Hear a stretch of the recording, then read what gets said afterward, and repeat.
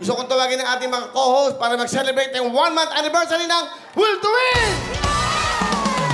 Ayun na po, tingin natin. Ayan! Happy Monthsary, Will to Win! Ito na po ang cake nyo. Pakiano nga, kuha natin direct ito. Camera 7, direct pwede. Yan, direct Randy. Okay. Direct Randy, baba ka dito para makasama ka. Halika, direct Randy Santiago. Direct Randy Santiago, kasama ka namin dito sa Hirap at Ginhawa. Nagsisimula tayo. Okay. Ayan po. Ano mo sabihin mo? Happy? Happy first Monthsary, Will to Win from Will to Win family. Yay! O, di ba? Lahat kayo. O, ano mga message nyo? Ito mga basis natin. Okay, ikaw muna. Go. Ayun. Unang buwan pa lang po ito, marami pa po tayong taon na pagsasamahan! Talagang napaka-grateful na nandito kami sa Will to Win. Talagang dami namin natutunan at napapasaya mga tao dito ngayon! O, MJ, go. Yes, maraming salamat at pinapangako po namin na araw-araw kayo ay magsasaya at uuwing mas masaya! Fatima. Ayan ako, maraming salamat po sa lahat ng kapatid na palaging tumututok. Promise po namin, ibibigay namin ang best namin araw-araw! Correct ka dyan. Ako, everyday po talaga sobrang excited kami pumasok dito para magpasaya, makita kayong lahat. Kaya naman happy Monthsary sa atin!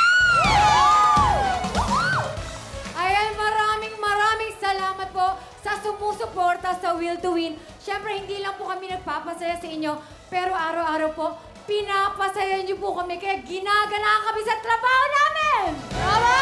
Lucy. Ayan, siyempre, sa dami ng umaasa at mabibigyan namin ng pag-asa araw-araw. Hindi lang isang buwan to, pang mahabang panahon to. Pero dahil madami kayo, isa lang ang cake na to, akin to. Ano sabi? Dahil marami kayo, at isa lang ang cake na to, akin lang to. Okay. Yes. Nakakatawa siya dyan. Sam Bersosa, Congressman. Hanggang nandito po yung programa na may puso, programa ng bawat Pilipino.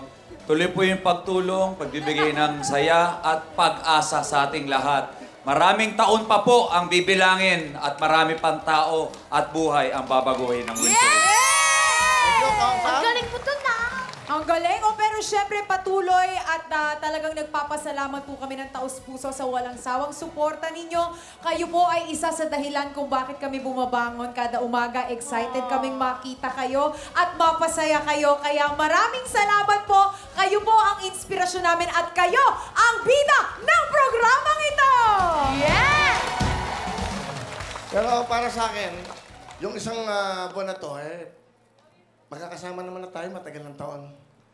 From ABS-CBN, from TV5, GMA, at eto, nandito ulit ako sa TV5. Alam nyo, maaaring iba, hindi ako naiintindihan, nagagalit ako sa ere, pinapahiya akong staff, hindi ho yun. Gusto ko maging maayos ang programa ito. Dapat tama ang gagawin. Marami na akong pinagdaanan. Alam niyo naman yung pinagdaanan ko. Yung pinagdaanan ko, ayoko nang banggitin lahat yun. Yung mga ako yung maharap sa mga naulilang pamilya. Ako lahat ang humaharap yan. Yung mura, lahat tinatanggap ko. Di ba?